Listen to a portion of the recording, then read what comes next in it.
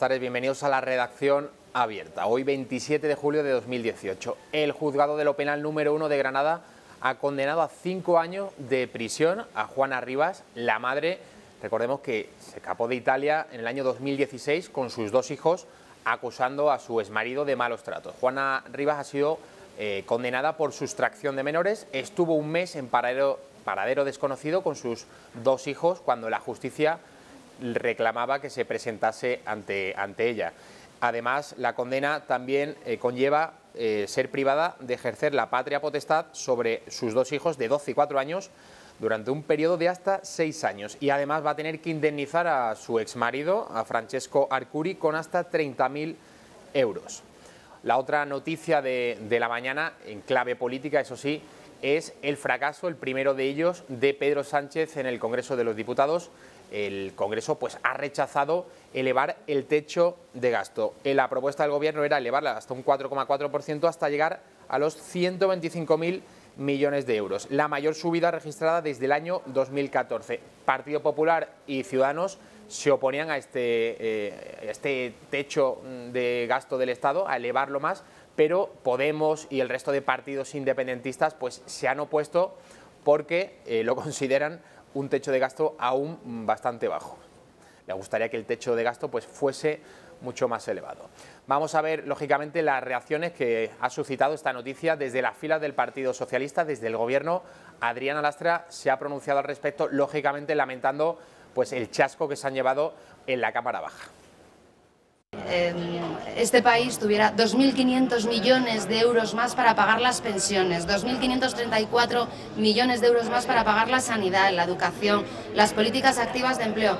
Y el Grupo Socialista y el Gobierno Socialista han cumplido con su obligación y han votado lo que en conciencia consideraban que tenían que hacer, que es precisamente flexibilizar la senda de déficit, lo pactado con Bruselas, para que esos recursos lleguen a la ciudadanía. Tendrán que ser otros, en este caso la derecha siempre ha hecho lo mismo, recorta desde el Gobierno y ahora también quiere recortar desde la oposición, pero en este caso tendrán que ser el resto de grupos de la Cámara los que se han abstenido hoy, los que han permitido que la senda no saliera, que esos 6.000 millones de euros no salieran, los que tengan que explicar a sus votantes y a sus conciudadanos por qué no han permitido que haya más recursos para la sanidad, para la educación y para las pensiones en este país.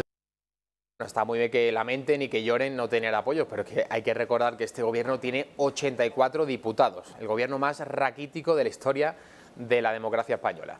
Desde la oposición, lógicamente, estaban muy contentos. Albert Rivera, desde las filas de Ciudadanos, criticaba así el voto negativo de su partido.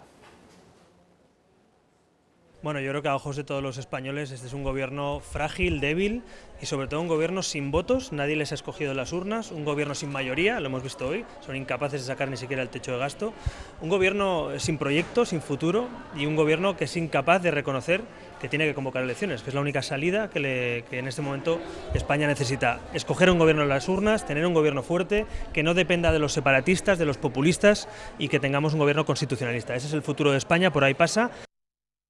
Bueno, la verdad que las declaraciones de Pablo Casado, de las filas del Partido Popular, se parecen mucho a estas de Albert Rivera en Ciudadanos. Sospecho que no va a ser la primera ni la última vez que tanto Albert Rivera como Pablo Casado coincidan en algo, en este caso, en dar su voto negativo a elevar el gasto, ese techo de gasto del Estado. Vamos a ver lo que ha dicho el flamante y nuevo presidente del Partido Popular.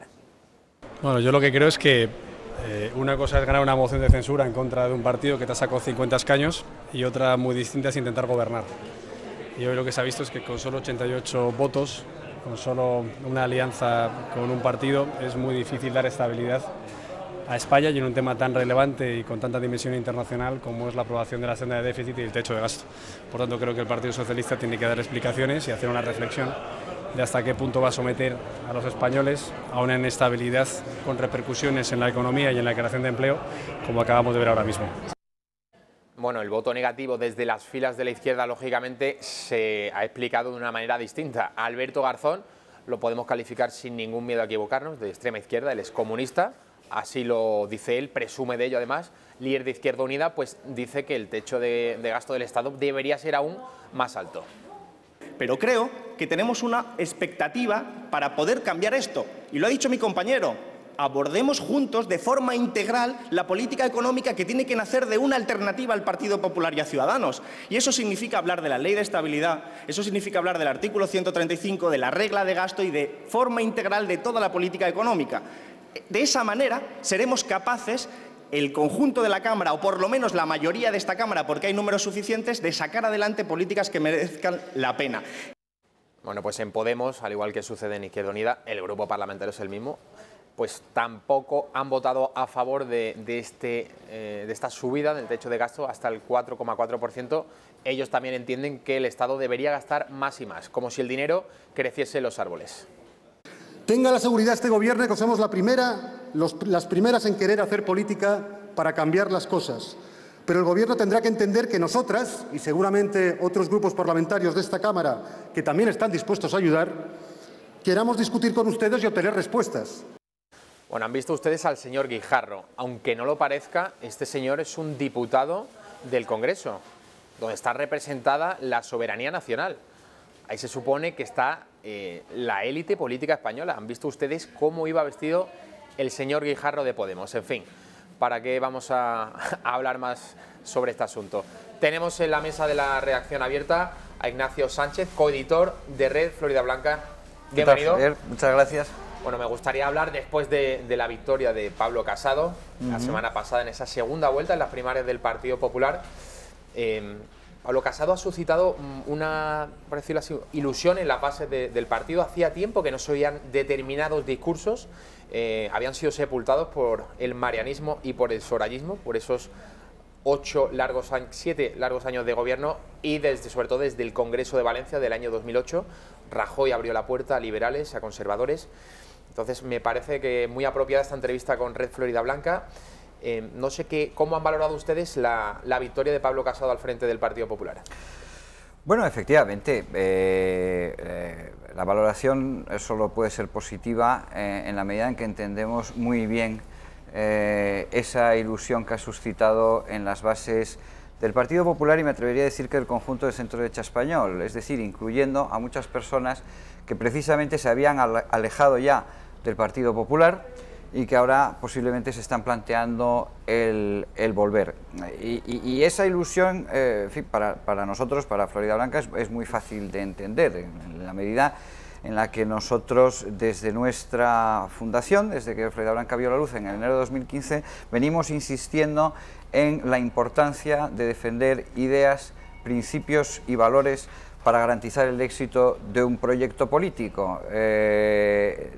Durante más de una década, pero especialmente desde el Congreso de Valencia de 2008, bueno, la dirección del Partido Popular se ha basado en un concepto administrativo, digamos, del poder, en una social tecnocracia, por llamarlo de alguna manera, y eso pues ha ido desgastando al Partido Popular y en general al discurso liberal conservador en España. Entonces, desde ese punto de vista se entiende perfectamente que una candidatura que precisamente lo que ha hecho ha sido abanderar todo lo que el Partido Popular durante más de una década había ido dejando por el camino, pues ahora se están viendo, empezando a ver los resultados. Bueno, Red Florida Blanca, lo has apuntado antes, nace en el año 2015, el Partido Popular entonces gozaba de mayoría absoluta. Pero es curioso que esa mayoría absoluta nunca se tradujo en una hegemonía de las ideas, porque esa batalla se negó a librarla tanto Rajoy como doña Soraya Sáenz de Santamaría, claudicó ante todas las leyes ideológicas del zapaterismo. Eso sí, a pesar de que en su propio programa electoral, con el que concurrió a las elecciones del año 2011, llevaba, por ejemplo, derogar la ley de la memoria histórica, reformar la ley del aborto, etcétera, etcétera. Tan solo se dedicó a gestionar la economía. Exactamente. A ver, Florida Blanca ve la luz en enero de 2015, pero evidentemente la idea empieza a fraguarse antes. Claro. Es decir, la idea, las alarmas surgen fundamentalmente en las elecciones europeas del 2014, donde Podemos entra en el Parlamento Europeo con una fuerza que, en fin, yo creo que sorprendió a todos, pero desde luego fue un síntoma, desde el punto de vista de los promotores de Florida Blanca, de una debilidad del centro derecha que no podía ocultar el el hecho de estar en el gobierno, es decir, la mayoría absoluta conseguida a finales del 2011, en diciembre de 2011. Es decir, ya en 2014 Podemos entra con fuerza en el Parlamento Europeo. Y entonces a partir de ahí hay que empezar a analizar, análisis que nos ha llevado hasta hoy, ¿no? Hasta el momento actual, y que durante muchos años el propio, o la dirección entonces del Partido Popular, pues no quería ver. Incluso nosotros ya en diciembre de 2015, con los resultados del 20 de diciembre, en la que el Partido Popular pierde su mayoría absoluta y de hecho se queda en una extraordinaria debilidad parlamentaria que luego llevaría a la convocatoria de elecciones de nuevo en el 2016, Floridablanca en aquel momento ya pidió públicamente la celebración de un congreso abierto. Me acuerdo de aquello. Efectivamente. Fuimos los primeros y los únicos, me atrevería a decir, eso sí, con el apoyo de mucha gente del Partido Popular, hay que decir, en reclamar o en apuntar a que si se quería romper esta tendencia a la baja, pues había que buscar un revulsivo, una renovación de la organización y un rearme ideológico. Bien, eso en el Congreso, aparte de que se dilató la celebración del Congreso Nacional hasta el 2017, en el propio Congreso Nacional del 2017, bueno, como bien sabemos, no se hizo nada.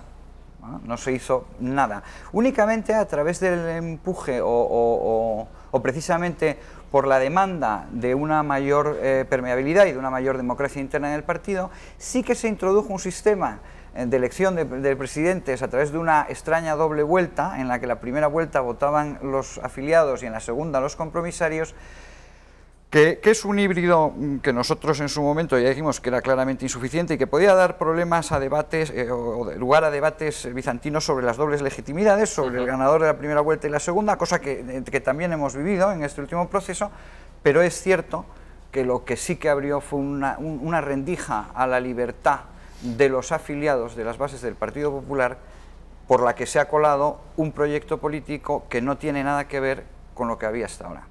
Red Floridablanca, lo habéis dicho muchísimas veces, no nace para tratar de cambiar un partido, o no solo por eso, sobre todo nace para tratar de dar la batalla de las ideas, por tratar de que en España las ideas progresistas no sean las hegemónicas, las socialdemócratas, incluso las comunistas hoy en día en el Congreso de los Diputados, lo hemos visto antes.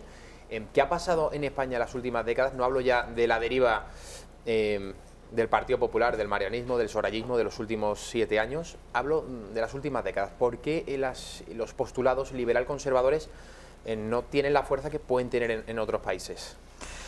Bueno, efectivamente son dos cuestiones distintas, pero que van muy unidas, una la organización política y otra las ideas políticas, pero van muy unidas porque hasta hace muy poco tiempo la representación de las ideas liberal-conservadoras en España la tenía en exclusiva el Partido Popular. Todo el centro-derecha estaba agrupado en torno al Partido Popular.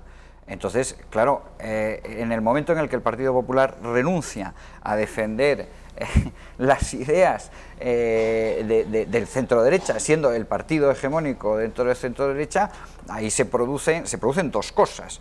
Una, pues que esas ideas pierden terreno, es decir, al final el centro político, si la derecha no se defiende, el centro político se va moviendo hacia la izquierda. Lógicamente. Hay gente que no entiende eso, ¿eh? Bueno, pues eso es muy importante entenderlo, porque el Partido Popular tan centrista que hemos tenido en los últimos años con Mariano Rajoy, el que defendía, digamos, la continuidad de Soraya Sáenz de Santamaría, en las encuestas del CIS, el posicionamiento de los españoles lo siguen manteniendo en un 8, en una escala de 0 a 10, donde el 0 es la izquierda y el 10 es la derecha, es decir, no ha servido para posicionar al Partido Popular más al centro. Entonces, claro, esas ideas, precisamente por haber estado olvidadas o abandonadas, o por no haber hecho un trabajo de dar la batalla en los ámbitos culturales, mediáticos, bueno, pues al final lo que sucede es lo que está pasando en España. Por un lado, que el discurso hegemónico en las televisiones, en los debates, en la calle,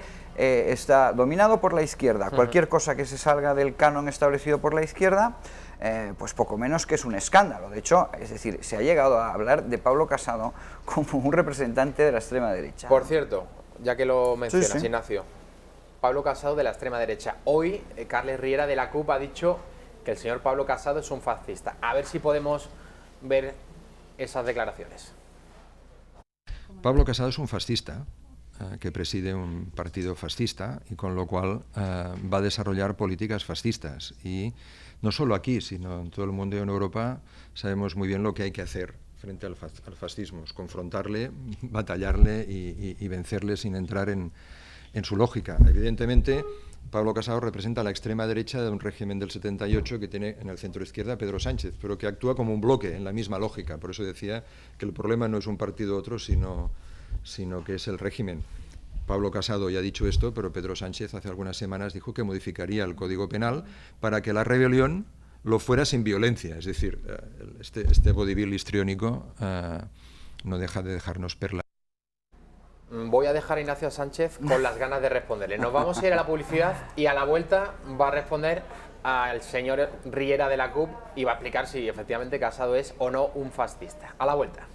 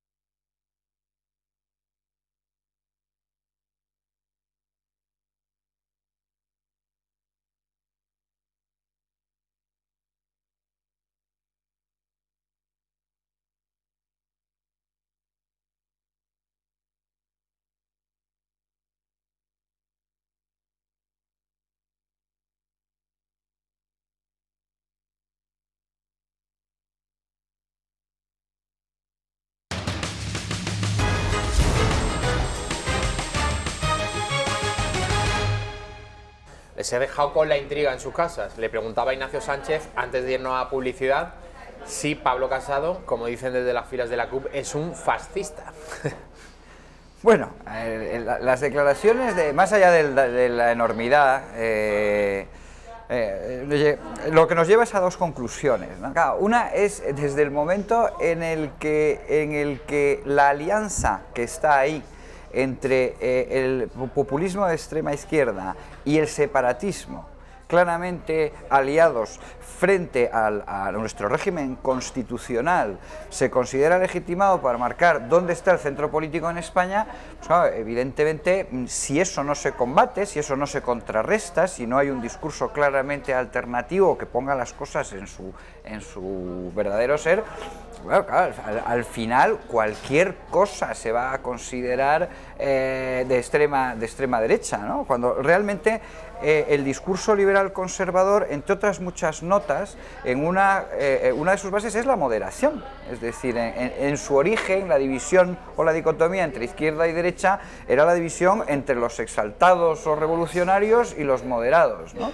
Por tanto, que sean precisamente los radicales los que se dediquen a repartir ahora carnés de moderación, sí, y además de repartir carnés de moderación es lo que nos faltaba, ¿no? Entonces, claro, una de las consecuencias del abandono del debate de ideas por parte del Partido Popular es esto, es decir, que realmente bueno, hay que volver a fijar cuál es realmente el centro político en España. Pero otro, que es muy importante y por eso está tan ligado a la actualidad del Partido Popular, es la fragmentación del espacio político del centro-derecha. O sea, es otra, donde antes había un partido hegemónico, ahora hay tres, y ese es un problema, en fin, que veremos cómo aborda Pablo Casado, pero que probablemente con el planteamiento que ha presentado al Congreso y además por expresa, digamos, decisión de él, que así lo ha expuesto, en fin, entre sus objetivos es reagrupar y reconstruir la casa común del centro-derecha. A eso iba. Quiero que ya nos metamos en harina con el programa de Pablo Casado, con sus ideas, con el discurso, la campaña que hizo y que logró derrotar a Soraya Sáenz de Santamaría en las primarias del Partido Popular. ¿Qué temas, en tu opinión, Ignacio, tiene que abordar con urgencia en el terreno de las ideas? Hablamos. ¿Qué tiene que recuperar Pablo Casado? ¿Cómo puede volver a devolver, valga la redundancia, la ilusión a los votantes desencantados con el Partido Popular que se marcharon a Ciudadanos, a Vox o a la abstención? Bueno, eso casi no necesitamos que lo tenga que contestar yo, porque yo creo que lo ha contestado él muy bien a lo largo de su campaña, ¿no? Es decir, yo creo que entre los que yo creo que son los éxitos o los aciertos de su campaña ha sido compendiar muy bien lo que son las bases de ese discurso liberal conservador, que son muy claras, que nosotros desde Florida Blanca hemos insistido mucho en ellas durante estos 3 años, y que la candidatura de Pablo Casado pues ha sabido recoger y reflejar perfectamente. Digamos, son 2 grandes pilares: por un lado la unidad de España, y más en un momento como el que estamos viviendo, es decir, sin unidad de la nación española no hay nada en España. Es decir, España es la principal garantía de la defensa de los valores de la libertad, que es la libertad el segundo pilar de una propuesta de centro-derecha. Es decir, España y libertad, desde hace mucho tiempo, y lo tenemos muy claro. Luego, evidentemente, eso hay que desarrollarlo. Dentro de la libertad pues está el defender un Estado pequeño, un Estado que deje, digamos, que respete al contribuyente, que considere al contribuyente, digamos, que esté al servicio del contribuyente y no considere a los ciudadanos al servicio del Estado. Ignacio, ahí quería ahora preguntarle, claro, se habla ahora mucho de integración. ¿Qué sucede con todos los que iban en la campaña de Soraya Sáenz de Santamaría? Que el Partido Popular tiene que ser uno, pero es verdad que si nos remitimos al pasado, vemos que el PP de Soraya, con Montoro a la cabeza como ministro de Hacienda, optó por subir los impuestos. Entonces, si Pablo Casado pretende aplicar recetas liberales, no puede integrar, creo yo, con mucha generosidad al equipo de Soraya. Bueno, ha integrado con mucha generosidad Pablo Casado en este último comité ejecutivo. Es decir, si integra luego, ¿cuál va a ser el resultado? Porque esa es la pregunta que hay que hacerse, ¿no? Efectivamente, hay 2 cuestiones. Una, o sea, para empezar, lo fundamental es que la integración, por puro sentido común y por pura lógica, tiene que ser en torno al proyecto ganador. Es decir, tiene que ser en torno al proyecto que ha sido elegido. No se puede hacer un híbrido o un mix. Claro que no. El proyecto político es el que es. A partir de ahí, tú evidentemente puedes incorporar a gente que esté dispuesta a aportar matices, a aportar visiones de interés, y así lo ha hecho Pablo Casado, como demuestra que de los 46 miembros, si no me equivoco, del Comité Ejecutivo Nacional del Partido Popular, 23 son de otras candidaturas que no son la del propio Pablo Casado. Pero claro, ahí están incluidos también los de María Dolores de Cospedal, que en la primera vuelta sacó un resultado que evidentemente, para lo que probablemente esperaba, fue decepcionante, pero que era significativo, significativo, más del 20%. Y incluso a otras candidaturas con menos apoyo, pero que también se han ido integrando. Y por parte de la propia candidatura de Soraya Sáenz de Santamaría ha incorporado a 10 personas, cuando recordemos que Soraya Sáenz de Santamaría, el gran ofrecimiento que hacía para que Pablo Casado no fuera a la segunda vuelta era contar con 5. Entonces es un poco sorprendente que se cuestione, por parte además de personas que estaban ocupando cargos de enorme responsabilidad en etapas anteriores del Partido Popular, donde no se ha integrado o no se integraba nada. Nada. Bueno, hablando del sorayismo y de la integración, vamos a ver hoy lo que ha dicho Javier Maroto, mano derecha ya de Pablo Casado, cuando le han preguntado por esta cuestión.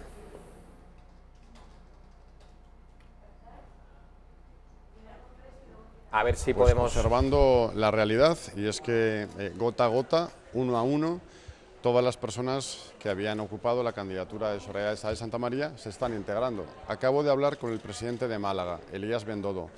Es un acierto del presidente de Málaga esta conversación que hemos mantenido, y es que se ha reflejado en las redes sociales ahora mismo, en la que él felicita y se da por integrado. Es una persona muy relevante junto a Juanma Moreno en Andalucía. Hoy, 2 personas relevantes que habían apoyado a Soraya Sáenz de Santamaría van a formar parte de la dirección del grupo parlamentario. los damos por integrados, y así todos los días, gota a gota, uno a uno. El Partido Popular y la dirección del señor Casado ya es una dirección integrada, ya es una dirección única, y por tanto solo queda una silla vacía, que es la de Soraya Sáenz de Santamaría. Bueno, a regañadientes, Soraya Sáenz de Santamaría, otrora todopoderosa vicepresidenta del gobierno con Mariano Rajoy, pues al final lo va a aceptar, ha dicho que sí. Sí, claro. ¿Y asumirá su puesto en el comité? Como le decía su compañera hace un momento, yo soy leal a mi partido, al Partido Popular y a España, y me comportaré con esa lealtad como he hecho siempre. Bueno, nos acaba de comunicar la presentadora del informativo de esta casa de Intereconomía, Alba Vilalaje, que el señor Maillo, que iba, como bien sabemos, con Soraya Sáenz de Santamaría, pues ha sido nombrado portavoz, Alba, portavoz adjunto del Partido Popular. Bueno, pues eso es integrar, a eso se le puede llamar integración. No sé qué te parece, Ignacio. Pues bueno, pues bien, sí, efectivamente. Me sigue sorprendiendo estas lecciones que da Soraya Sáenz de Santamaría, que pegó la espantada en el primer Comité Ejecutivo Nacional celebrado en Barcelona, en un gesto que para alguien que da tantas lecciones de lealtad y de unidad, pues ha sido un gesto bastante, en fin, yo creo que reprochable. De todas formas, al margen ya de los ajustes que son lógicos y normales en un partido político después de un congreso, en fin, muy disputado y que evidentemente pues es difícil contentar a todo el mundo y en fin, que es un proceso que entra dentro de lo normal, yo me quedo con dos cuestiones. Una, con la victoria de un discurso que hemos analizado antes, creo que con bastante detenimiento, y que me parece que hacía muchísima falta, y que solo el hecho de ponerlo encima de la mesa y de que haya pasado a formar parte de la agenda principal del PP ya cambia muchas cosas, ya es muy importante. Y luego el liderazgo que está demostrando Pablo Casado, es decir, se está viendo ahora lo importante que es el liderazgo.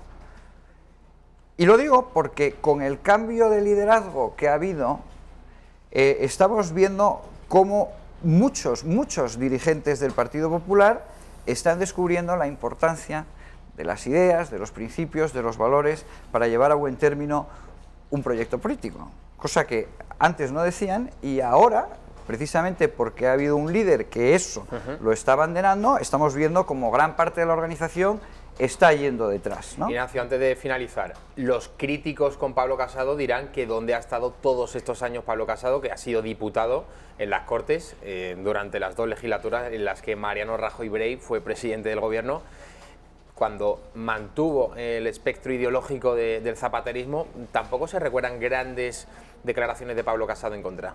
Bien, yo no soy, ni tengo por qué ser abogado defensor de nadie, ni tampoco de Pablo Casado, pero lo cierto es que, visto ahora y en perspectiva, habría que preguntarse si él hubiera dicho todas estas cosas que dice ahora antes de poder llegar a presentarse al Congreso Nacional del Partido Popular, que al final le había llevado a la presidencia, a lo mejor no habría llegado hasta aquí, ¿no? A veces la política tiene caminos extraños, ¿no? Yo me quedo con el resultado final y sobre todo con el futuro. Es decir, a mí me interesa más que lo que ha hecho o lo que haya podido hacer Pablo Casado, me interesa mucho lo que va a hacer, porque el planteamiento lo vemos claro, el planteamiento creo que es el correcto y el adecuado, pero en fin, ahora hay que llevarlo a cabo, y eso no va a ser fácil, como estamos viendo, ni dentro de la propia organización del Partido Popular,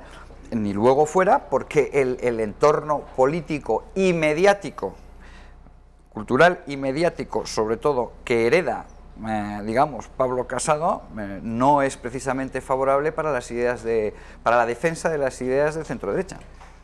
Ignacio Sánchez, coeditor de Red Florida Blanca, muchísimas gracias por estar en la redacción abierta. Muchísimas gracias a vosotros. A la vuelta de la publicidad va a estar con nosotros el portavoz de la plataforma Millán Astray, Guillermo Rocafort.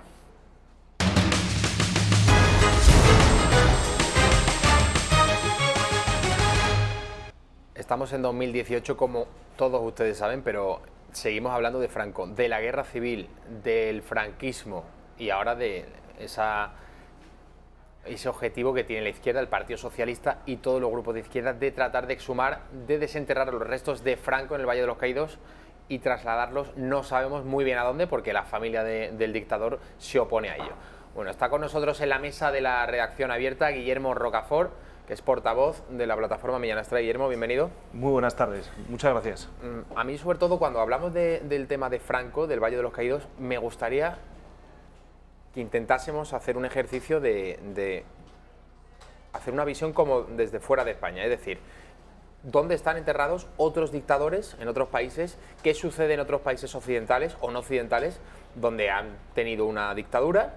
Y la historia se asume como lo que es, un ejercicio para los historiadores, sin duda abierto siempre al debate, pero nunca desde unas posiciones políticas que intenten desde el poder imponer la verdad a golpe de ley, y mucho más sobre todo con esa comisión de la verdad que también quieren aprobar los señores del gobierno, pero con eso iremos un poco más adelante. Guillermo, yo quiero ahora que me intentes arrojar algo de luz sobre esta visión de los países en los que los dictadores están enterrados y eso no supone ningún drama para la población actual. Pues muy bien, es una cuestión, yo creo que la que planteas es interesantísima, porque tenemos que ver qué es lo que pasa en nuestro entorno, ¿no? Tenemos que hacer lo que es un ejercicio de historia comparada, ¿no? A ver si nosotros somos los normales o somos los anormales, ¿no? Bueno, no anormales, vamos a decir, los que no sabemos actuar con los tiempos que corren, ¿no? Se me ocurre, por ejemplo, el propio Lenin, el padre de la Revolución Soviética, un personaje siniestro, y ahí está su cuerpo momificado en la Plaza Roja de Moscú, y el propio Vladimir Putin, con su partido Rusia Unida, que aboga por un respeto hacia el pasado, tanto de un sistema político, sea el zarista, sea el soviético, ¿no? O sea, hay que coger lo que piensa, ¿no? Putin, ¿no? Lo bueno de cada uno, ¿no? Si es que alguno lo tuviera, pero bueno, va con una visión integradora de la historia y de respeto del mismo, ¿no? Y no deja de ser una atracción turística también, ¿no? Y bueno, pues ahí está, y hay gente que tiene una veneración a esa figura y la puede manifestar, y los que no están de acuerdo con la figura de Lenin no están todo el día ahí manifestándose como están estos aquí en la Puerta del Valle de los Caídos, buscando, ¿no? Es una cosa, oye, además el pueblo ha decidido superar el pasado y hasta mirar hacia el futuro. Se me ocurre, por ejemplo, otro personaje sin duda singular en la historia de Europa, ¿no? Que es Benito Mussolini. Benito Mussolini, todos sabemos el final que tuvo, un final dramático, del cual precisamente la izquierda todavía no ha hecho autocrítica de ese final, ya no solamente sufre él, sino decenas de miles de fascistas italianos que fueron asesinados de una forma increíble, vamos, sin garantías, sin juicios, matanzas, mujeres, niños, bueno, ahí está el caso de Clara Petacci, y bueno, pues su cuerpo tuvo un periplo porque fue enterrado en una fosa común, pero bueno, sus seguidores lo recuperaron, estuvo en un armario creo 10 años y al final fue a su ciudad, a su pueblo natal, y ahí está, en una especie de mausoleo, no es muy, vamos a decir, grandioso como puede ser el Valle de los Caídos, pero es cierto que bueno, allí, siendo además curiosamente un pueblo comunista, pues lo tienen perfectamente limpio, decentado, porque eso genera muchísimo turismo, muchísima economía, ¿no? Entonces, ya los italianos hicieron una catarsis en los años 80 y decidieron cerrar página y que cada uno venere pues, a quien considere oportuno, ¿no? Y desde luego pues un centro que es respetado pues como otro cualquiera, ¿no? Sin mayores controversias, y ya eso se ha superado. Allí se han hecho homenajes a los italianos que fueron junto con los alemanes a luchar contra los soviéticos, o sea, y el homenaje lo han hecho los propios socialistas italianos, porque fueron decenas de miles de italianos los que murieron también allí en el frente del Este, en la guerra civil que fue la guerra europea. Si nos vamos un poquito más lejos, por ejemplo, Chiang Kai-shek, el padre de la China nacionalista, el enemigo de Mao Zedong, bueno, tuvo que abandonar la China continental, se refugió en la isla de Formosa, la actual Taiwán, y tiene, bueno, lo vi yo en Madrileños por el Mundo, en un programa, un mausoleo impresionante, ¿no? No dejó de ser también, no vamos a decir un dictador, pero es una persona autoritaria, ¿no? Y bueno, y está respetado, ¿no? Oliveira Salazar, por ejemplo, el que también, entre comillas, se podría ser calificado de dictador portugués, que bueno, está considerado ahora mismo por los portugueses el portugués de la historia. Además es curioso porque hace cosa de unos 10 años aproximadamente hubo un programa de televisión que era el portugués de la historia. Bueno, hubo varios, ¿no? El portugués de la historia, el alemán de la historia, el inglés de la historia, Churchill salió, y en Portugal pues salió Oliveira Salazar con más del 50% de los votos. Fíjate. Además yo creo que fue más de uno se llevaría una sorpresa si claro, aquí se hiciese una encuesta pues mira, similar. Te voy a decir, pues yo seguí ese fenómeno muy de cerca, porque antes fue el portugués de la historia, y creo que participaron 200.000 personas, llamadas anónimas, por supuesto, todo auditado por una auditora de primer nivel, o sea, ahí no había pucherazo. En España, cuando se empezó, era con las mismas condiciones, y no sé qué resultaría, que al final hicieron, creo que 700 entrevistas personalizadas, con lo cual al final no dejó de ser una muestra ridícula, 700 personas. Al final, ¿quién salió? Creo que el número 1, Juan Carlos I, y el número 3, creo que la reina Leticia. O sea, fue una cosa, vamos, una cosa en fin, corramos un tupido velo con eso. Típico de la manipulación, ¿no?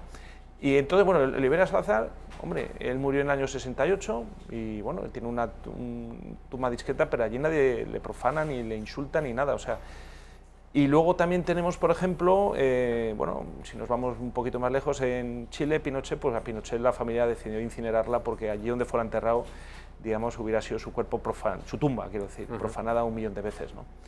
Entonces, bueno, a lo largo de la historia, pues, digamos, se ha intentado, yo creo que los regímenes que han tenido un cierta respeto hacia la historia han intentado mantener una visión respetuosa de hacer pasar. El propio Franco, cuando liberó Madrid, le dijeron que quitara la estatua de Espartero, ¿no? La que hay ahí enfrente del Retiro, y dijo que ¿por qué? O sea, la historia es historia, hay que respetarla, ¿no? No fue quitando estatuas ni cosas similares, ni desenterrando a republicanos, ¿no? Yo creo que con esto hemos hecho un pequeño repaso. O sea, lo que pasa en España a este respecto es algo totalmente atípico, ¿no? Guillermo, Pedro Sánchez, además, la última iniciativa suya es la de crear monumentos públicos a las víctimas del franquismo y de la guerra civil. Obviamente de la guerra civil solo los de un bando, no los de ambos bandos. Esto es la última de la memoria histórica. Ya sabemos que lo anterior, que están en ello, es esa creación de la Comisión de la Verdad. Eso es totalmente orwelliano, de 1984. Sí. El poder político que imponga una verdad absoluta sobre los hechos históricos que acaecieron, en este caso, hace ya más de 80 años. Sí, la verdad es que yo te puedo hablar de la experiencia que tenemos en 2 años de lucha contra el Ayuntamiento de Madrid en el tema del callejero de la capital, en particular lo que a nosotros nos afecta como veteranos legionarios, la calle del General Millán Astray. Nos hemos encontrado con un comisionado de la verdad, porque el comisionado de la memoria histórica es un comisionado de la verdad, que te voy a decir en qué se resume todo. Se resume en dietas, o sea, creo que cada reunión costaba 3.000 euros al erario público, y luego, ¿qué más? Y luego, pues, personas ignorantes de la historia, o sea, desde el señor Trapiello, nombrado por Ciudadanos, y esto lo tienen que saber sus votantes, porque Ciudadanos se creen sus votantes que Ciudadanos está en contra de la memoria histórica. Bueno, Ciudadanos es, digamos, uno de los puntales de la ley. Pues Trapiello no tiene ni una licenciatura, ni una licenciatura. Luego estaba catedráticos como Octavio Rumanjón, catedrático en el año 70 de democracia, que sabemos cómo se repartieron las cátedras de historia, que se repartieron, lo explica perfectamente Ricardo Lacierva, que sufrimos esas consecuencias. Las cátedras de historia a raíz de la muerte de Franco se repartieron entre un acuerdo el Partido Comunista y el Opus Dei, 2 cátedras de historia para el Partido Comunista y una para el Opus Dei. Entonces, bueno, pues hay una cohabitación para manipular la historia, ¿no? Y, bueno, Octavio Rumanjón, pues la verdad es que fue una decepción como historiador, porque realmente yo creo que ha escrito 3 libros y lo que dijo en el juicio sobre General Millán Astray es que no sabía ni en qué año se había fundado la Legión. Y el juez le dijo, oiga, ¿usted de catedrático de qué ha dicho de qué es? O sea, luego estaba el sacerdote comunista, Santos Urías, en la mano de Chado Soro, pues había uno ahí, un sacerdote metido, con cuyo único mérito creo que es que habría escrito un libro, ¿no? O sea, pues, oye, pues hay gente, yo he escrito 20 libros y gente escribe libros, o sea, eso no es ningún mérito, simplemente... Y bueno, pues eran, creo, y bueno, doña Francisca Sauquillo, ¿no? La presidenta del comisionado, que es una militante socialista, bueno, del FRAP, bueno, en fin, de una transición que... Esa, por cierto, la Comisión de Madrid, que está creada ad hoc por el Ayuntamiento de Madrid, ya se ha disuelto. ¿O está en vías de ello? No, está disuelta básicamente por la vergüenza del papel que han realizado, ¿no? Básicamente porque han perdido todos los juicios en los que han participado y básicamente porque no tienen ninguna credibilidad. Se comenta, se rumorea, dice, no, es que porque se han opuesto al memorial de los chequistas. Yo no me lo creo.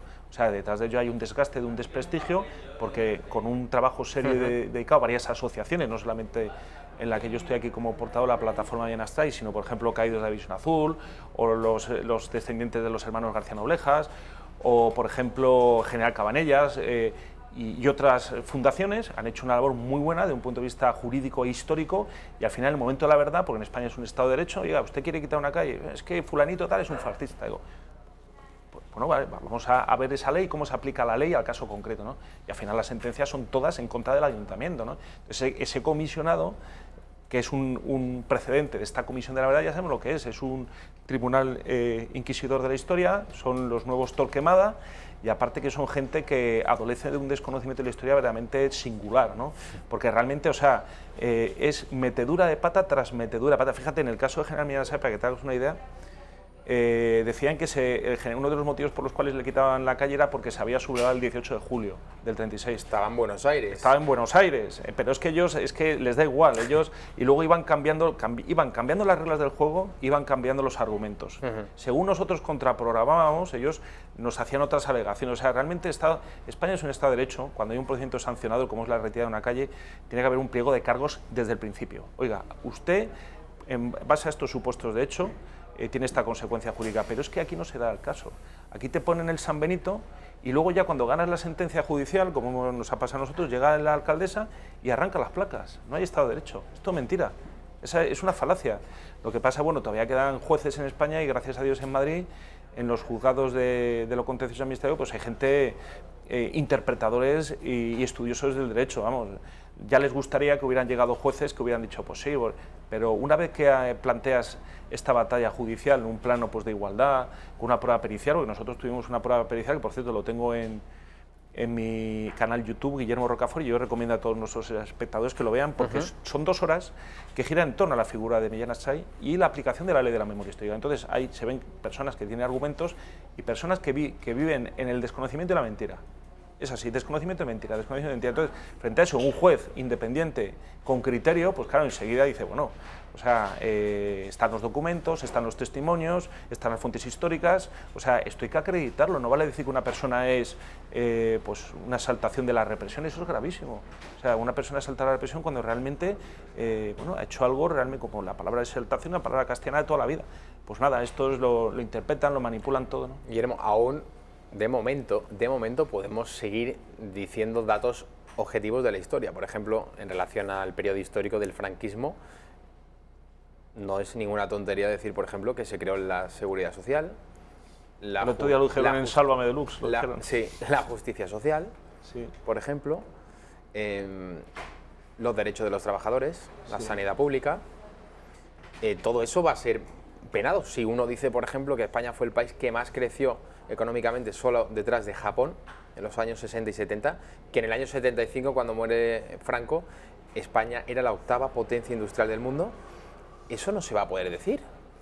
Si nos atenemos literalmente al pie de la letra de este texto que es totalmente distópico, orwelliano, y adjetívelo usted como quiera, pero en cualquier país... Es que ya no se dice. Esto ya no se dice. Mira, ya no se dice... un disparate. Ya no se dice, en las universidades están copadas. Ya lo explicó antes el acuerdo que hubo en la transición entre el Partido Comunista y el Opus Dei. En las universidades ya no se dice. En los medios de comunicación, salvo Intereconomía y algún otro, no se dice. En los colegios, los planes docentes, tampoco se dice. En los púlpitos de la Iglesia, que ha cambiado de bando, tampoco se dice. O sea, realmente ahora los que conocemos un poquito la verdad y nos interesamos por ella somos una minoría individualizada que tiene su conocimiento de una forma que está interiorizado, porque realmente plantear estas cuestiones en un campo laboral, en un campo de amistades, un campo de vecindario, una cosa que antes era vox populi, ya se ha convertido en un tabú. O sea, realmente primero hay una labor de zapa por el cual este tema nos han ido arrinconando, ¿no? Y ahora viene ya la consumación definitiva por parte de esa ley, ¿no? Hasta el punto de que, bueno, reescribirán los libros de historia y tacharán aquello que no les corresponda, no les guste, y al final, pues desgraciadamente, si esto no cambia, pues los hijos de nuestros hijos tendrán una visión que es la de la mentira histórica, ¿no? Pero no es una cosa de hoy en día, no ha sido ni siquiera Zapatero. Realmente desde la muerte de Franco, pues en vez de haber mantenido lo bueno y haber cogido otras cosas buenas de otros regímenes, ¿no? Y habernos fortalecido de ese impulso económico, sobre todo que tuvimos, y haberlo tomado como eso, un impulso hacia un futuro más espléndido en España, lo que hemos hecho ha sido dar un paso regresivo, vivir de las rentas, pues lo estamos viendo ahora mismo, ¿no? O sea, realmente todo lo que se creó está ahora mismo en estado de colapso, y al final vamos a solucionar cualquier cuestión con exhumar unos restos de una persona que murió hace tanto tiempo, ¿no? Por cierto, precisamente esta cuestión, la de exhumar los restos de Franco, desenterrar a Franco del Valle de los Caídos. La familia, lo ha dicho ya por activa y por pasiva, que se opone a los planes de Pedro Sánchez. Desde un punto de vista jurídico, no sé cómo se podría esto resolver, porque claro, tú conoces bien el tema del Valle de los Caídos. La abadía, eso, quiero decir, corresponde a patrimonio nacional, el Valle de los Caídos. El gobierno ahí, ¿qué puede pintar? Bueno, ¿Hasta qué punto puede llegar? Yo aquí, por ejemplo, nosotros, como la asociación de la plataforma, nos centramos en la defensa del calle. Aquí, de la calle, quiero diferenciar un poco lo que yo pueda decir como portavoz de la plataforma, que a nivel particular, sobre la cuestión que me plantean. Nosotros en la plataforma no nos desprendemos de esta cuestión porque entendemos que el comandante Franco es una figura fundamental de la historia de la región, igual que defendemos al general Miñansa, el fundador, también defendemos al cofundador, ¿no? Entonces nos sentimos concernidos y muy preocupados por lo que se está hablando, pero no en su papel de jefe del Estado, ni siquiera de político o estadista, que lo fue, sino como comandante de la región de la primera bandera, ¿no?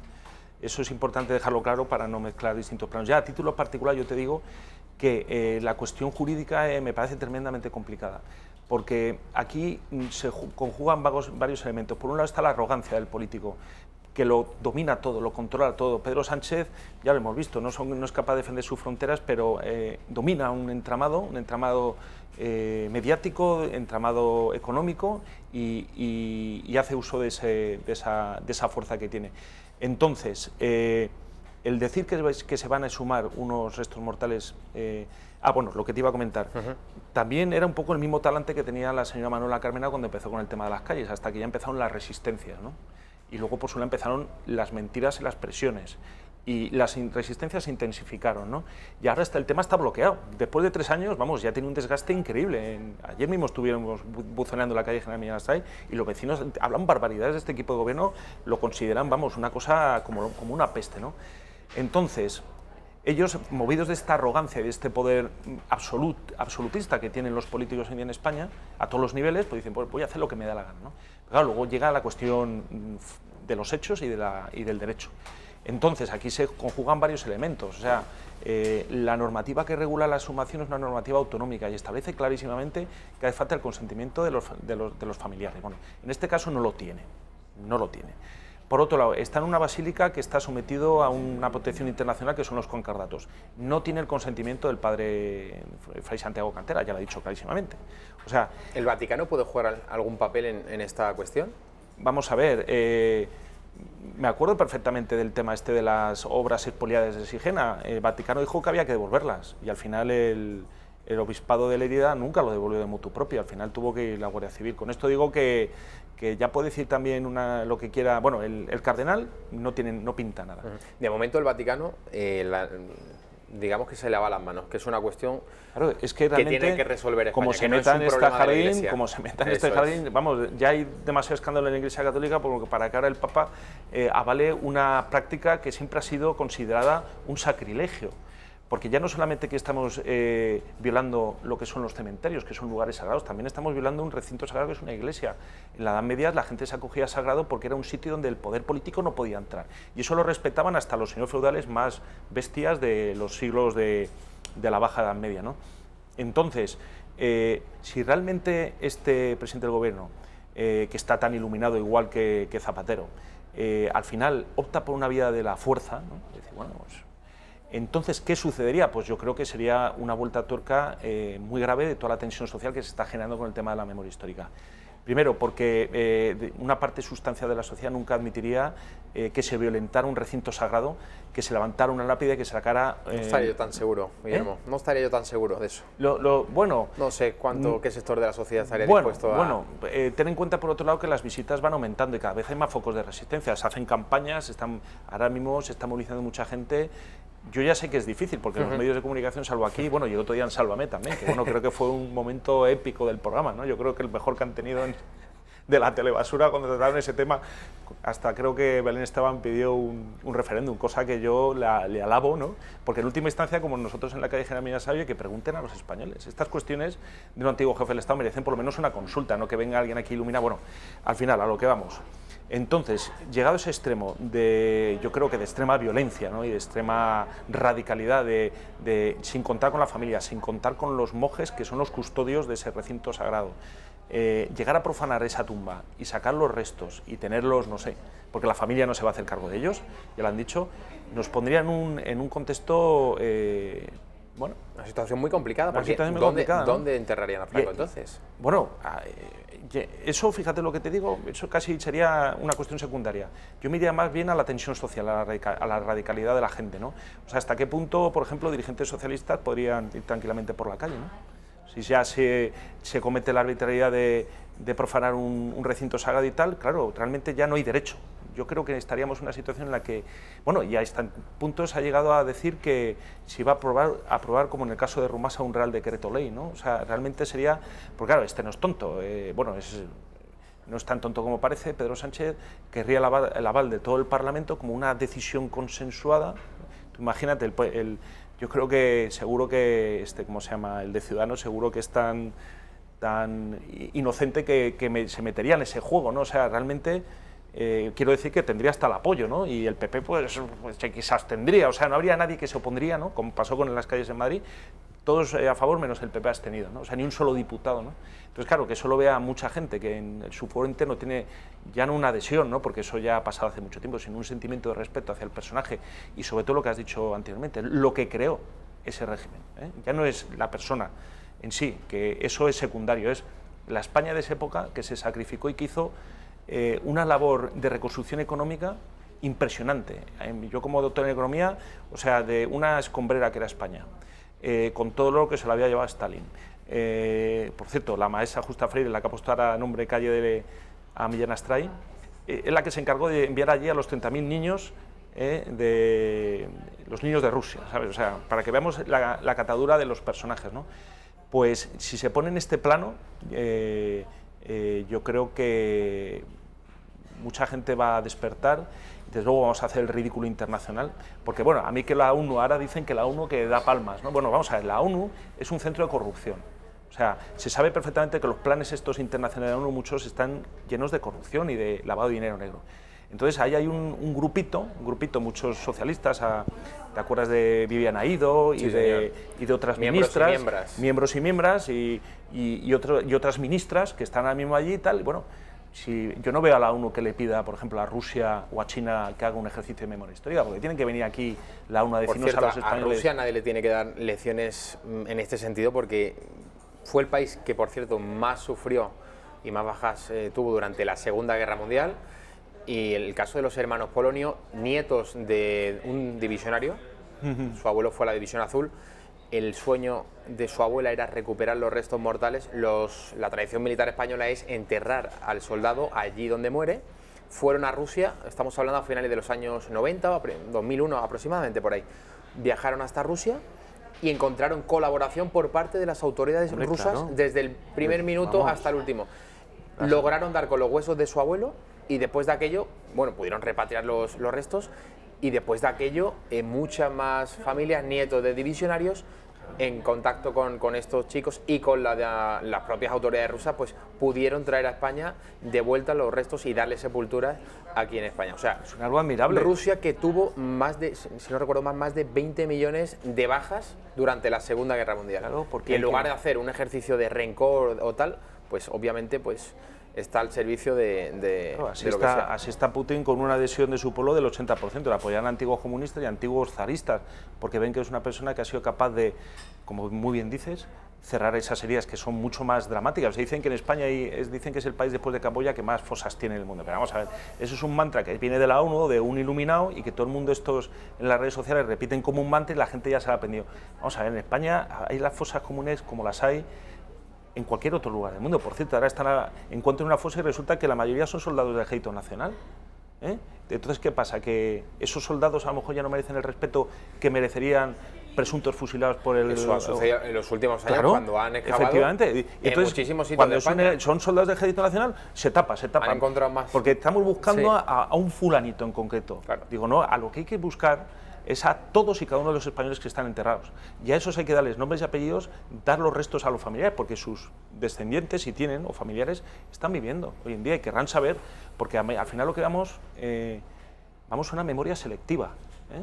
Igual que, o sea, es una memoria selectiva, solamente una memoria para un grupito muy específico, muy particular y muy condicionado políticamente, porque esto todo es una maquinaria. La memoria histórica es una maquinaria política y económica. Están con las subvenciones, están con los cursos, están con los libros, están las universidades, están con las cátedras, están con los informes. Y luego en paralelo está, pues todos los partidos de la izquierda, pues claro, Ciudadanos en este tema es que son tontos, ¿no? Porque realmente no van a sacar nada y encima van a quedar muy mal frente a sus votantes. Pero claro, Podemos, Izquierda Unida y el PSOE y los independentistas de cualquier índole o pelaje siempre están intentando nutrirse. Nosotros lo hemos visto en la calle Millán Astray, nosotros nos hemos manifestado, les hemos visto a ellos. Nosotros en la calle Millán Astray éramos 200, porque estábamos bien organizados, ellos eran 4.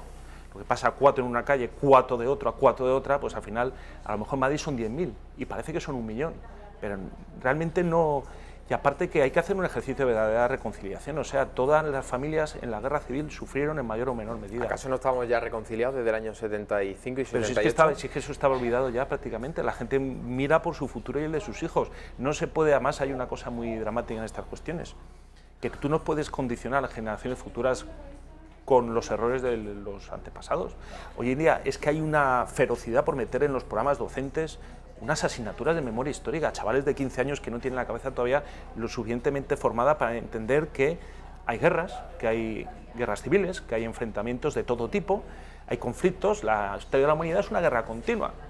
Entonces, claro, les van a meter un veneno a esto, entonces ahora mismo, y en la universidad igual, cátedra de memoria, asignatura de memoria, eso sí, con una ideología y todo totalmente tendencioso. Ya nos podemos hacer una idea de qué profesores impartirían estas materias, lógicamente seleccionados por el propio poder, claro. Es como la ideología de género, son, digamos, proyectos políticos completamente ineficientes, que lo que buscan es, pues eso...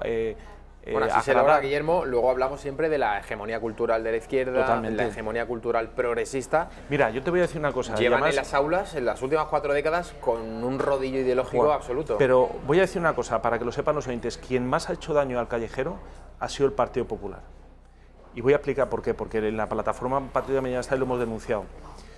El ariete contra las calles, vamos a decir, entre comillas, franquistas, de generales, militares o médicos, porque aquí ya el Capitanaya, García Morato le quieren ahora también sumar, igual que a Queipo de Llano. El ariete era el senador Carles Mulet, que es un senador que está mal de la cabeza, o sea, es un senador de Compromís, que es que además habla del apocalipsis zombie, o sea, hace una ridiculez, o sea, realmente el Senado, yo creo que nunca había tenido mayor desprestigio en Universal que con este sujeto. Pues este ha hecho miles y miles de preguntas a municipios, pequeños municipios sobre todo de España, de cualquier sitio, preguntas que iban además con el aval del presidente del Senado, don Pío García Cuyo del PP, avalaba diciendo a los municipios que tenían que cambiar las determinadas calles, porque estaba utilizando para ello un artículo del Reglamento del Senado, el artículo 20.2 del Reglamento del Senado, que faculta a los senadores a pedir datos e informes solamente, pero en ningún caso a extorsionarles o amenazarles de que si no cambian las calles les van a denunciar a la Fiscalía, que es lo que ha hecho el señor Carles Mulet. Pues esas miles y miles de preguntas que han provocado miles y miles de trastornos, porque tú imagínate un municipio pequeño, ¿qué problema hay? Cuando ni los vecinos lo han solicitado, pues lo pedía el señor Mulet y el señor Pío García Escudero lo validaba. O sea, realmente quien ha hecho la depuración del callejero, vamos a decir, del anterior régimen en el momento presente, no ha sido ni Paca Sauquillo, ni Manuela Carmena, ni siquiera Pablo Iglesias. Ha sido el PP de Pío García Escudero, que ha hecho una labor de zapa increíble. Claro, nosotros cuando pusimos el grito en el cielo, porque vimos que por ese conducto entraba a la calle General Millán Astray, pues, por ejemplo, en pueblos en Zamora, en Cuenca, claro, dijo, pero bueno, este hombre está haciendo una interpretación arbitraria del derecho. Ahí conseguimos pararlo, porque pedimos un informe de los letrados del Senado que nos dio la razón y dice, oiga, es que el señor Carles Mulet es un senador nombrado por la Comunidad Valenciana y se tiene que circunscribir a cuestiones de Valencia. Pues este se ha dedicado, el senador zombie, es que es así, o sea, hice una pregunta, yo no, de verdad, yo le veo y no tengo nada en contra de él, pero claro, el senador zombie, pues este senador zombie ha hecho, pero eso sí, insisto, que aquí realmente hay que poner a cada uno en su sitio y en la balanza de la memoria histórica, el que más daño ha hecho ya ni siquiera el Partido Socialista, sino el Partido Popular. El Partido Popular. Sí, seguro. Guillermo Rocafort, portavoz de la plataforma Millán Astray, muchísimas gracias por estar con nosotros en la reacción abierta. Lógicamente les contaremos aquí en otros programas de esta casa cualquier novedad, todo lo que vaya dando de sí esa infame y abyecta ley de la memoria histórica. A la vuelta estará con nosotros el concejal de Ciudadanos en el Ayuntamiento de Madrid, Sergio Bravezo.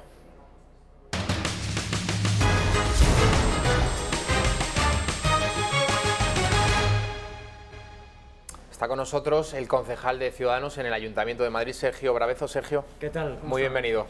Igualmente. Ayer se producía el mayor asalto a nuestras fronteras, la frontera de Ceuta. Más de 600 inmigrantes ilegales entraban por la fuerza, empleando la violencia contra los agentes de la Guardia Civil, causando la lesión, hiriendo a 22 de nuestros agentes. Y todo esto produjo una crisis ayer en todos los partidos políticos. Pues se refirieron al asunto. Los guardias civiles fueron vendidos, están siendo vendidos por el gobierno desde hace ya mucho tiempo. Les faltan medios materiales y humanos para enfrentarse a las oleadas de inmigrantes ilegales que, como ayer sucedió, pues entran empleando la violencia. El señor presidente del gobierno, Pedro Sánchez, tuvo ayer unas palabras, pero tuvo unas palabras de aliento solamente hacia los inmigrantes. En ningún caso tuvo el detalle de acordarse de esos agentes de la Guardia Civil que sufrieron en la madrugada de ayer esa oleada de más de 600 entrando por la fuerza en la valla de Ceuta. Vamos a ver, Sergio, si te parece, qué es lo que dijo ayer a última hora el señor Pedro Sánchez, después de reunirse, por cierto, con el presidente francés Emmanuel Macron.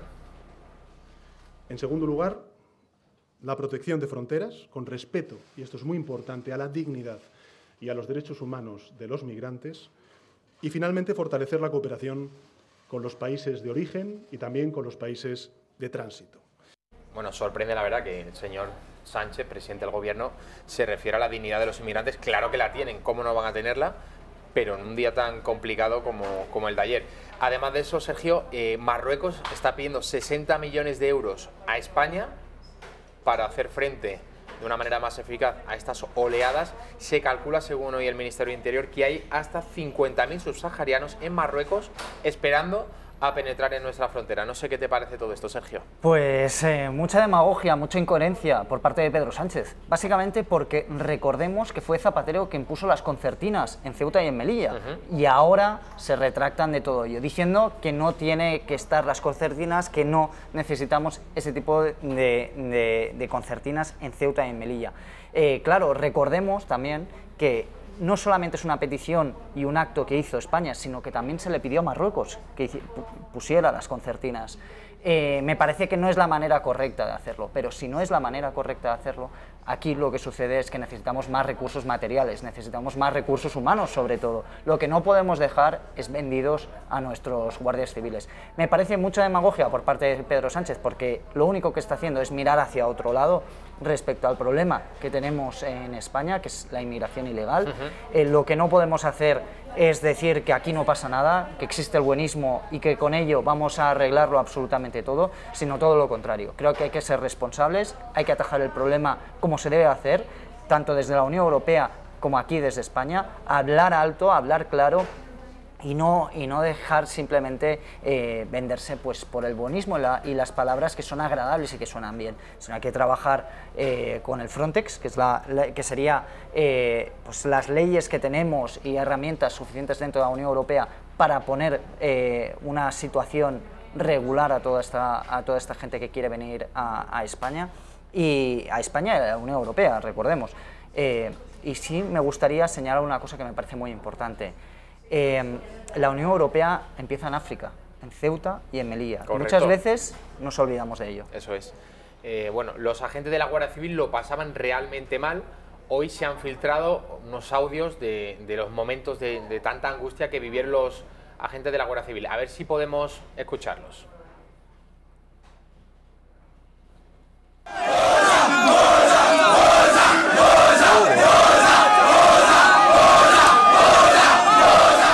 Soy Le ha tocado a mi sección. Ellos llevan 2 meses después del último salto, que todos atacaron por el mismo sitio y se pudo contener. Pero hoy ha sido por 6 puntos. Entonces se han encontrado 2 guardias con 60 o con 70 negros. Además, pertrechados de radial, cizallas, lanzallamas, bolas de mierda, porque lanzaban mierda que habían preparado ya, y calviva. El lanzallamas, pues, no ha habido más quemados porque los guardias se retiraban, porque, claro, el lanzallamas pegaba un buen fogonazo. Entonces era con botes de laca y el mechero, si eso no es agresividad. Y, por supuesto, que nadie ha dado órdenes de utilizar los medios. Los medios son las bolas, que es lo que más efectivo es. Y nada, esto es lo que hay. Sí, que hay guardias bastante jodidos y además imposible poder defender la frontera de esta manera. Los nuestros, a ver, como a esa hora están los RS, pues siempre ellos se ponen en primera línea, ¿sabes?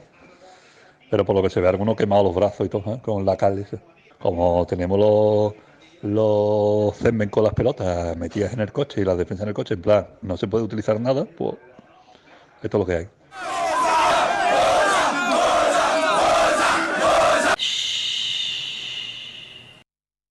Es lo que narraba este agente de la Guardia Civil, es un momento de tensión. A mí me ha sorprendido muchísimo, más allá de que les arrojasen cal viva, excrementos o incluso desodorantes usados como lanzallamas con un mechero.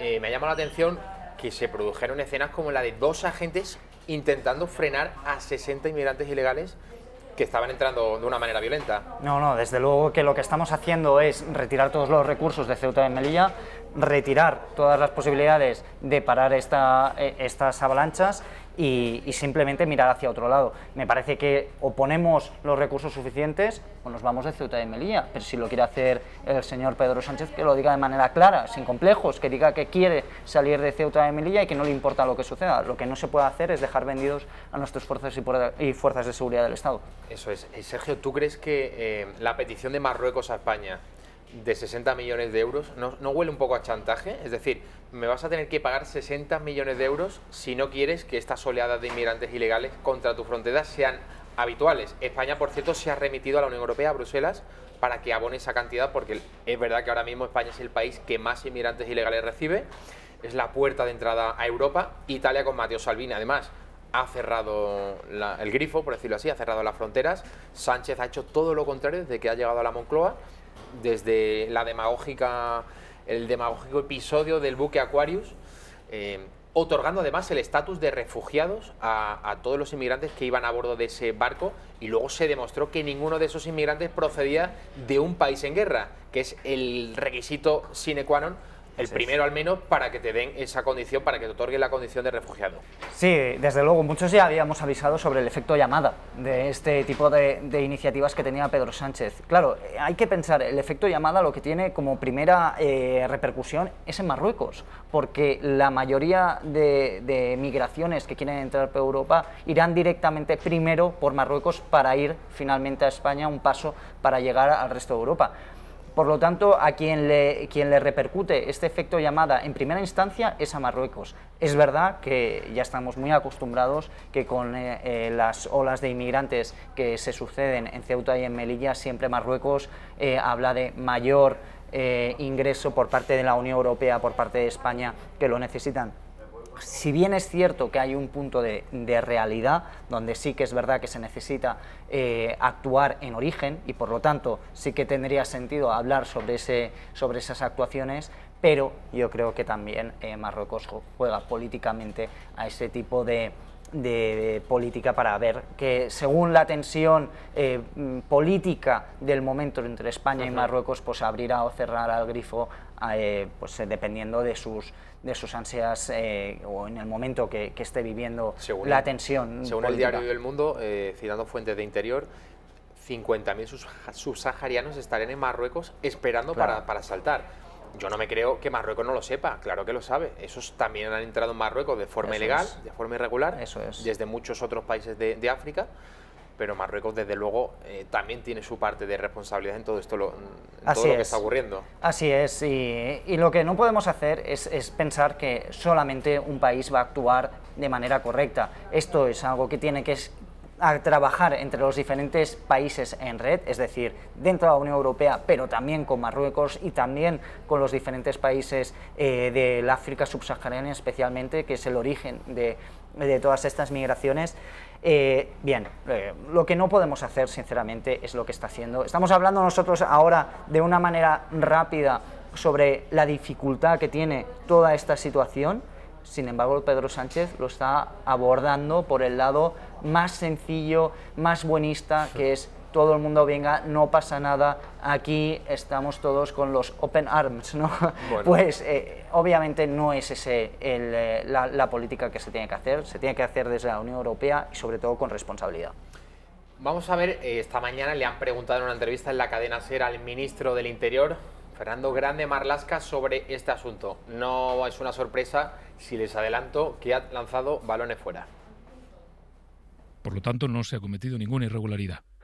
Vuelvo a decir, no se ha cometido ninguna irregularidad en base a la legislación vigente. Han sido devoluciones en frontera sin que se haya pisado territorio español. Bueno, ¿qué te ha parecido las declaraciones del ministro del Interior? Dice que no se ha cometido ninguna irregularidad, que se lo digan a los dos agentes rodeados por 60 inmigrantes que no venían precisamente repartiendo caramelos de limón. Pues Grande Marlaska, que ya cada vez es menos grande y lo estamos viendo cada 2 por 3 en las diferentes declaraciones que está haciendo, especialmente cómo actúa como ministro. En este caso, pues no afrontando la realidad. Si se necesitan más recursos, hablemos de ellos sin ningún tipo de miedo, porque todo esto lo único que va a hacer es poner en riesgo a todos estos migrantes que quieren saltar la valla, porque ¿qué se cree que sucede uno cuando intenta cruzar unas concertinas? ¿Qué se cree que pasa con aquellos niños que están intentando cruzar la frontera? ¿Qué se cree que pasa con aquellas embarazadas que de manera ilegal arriesgan y cruzan esta frontera? Pues se pone en riesgo desde niños, embarazadas, mujeres, adolescentes.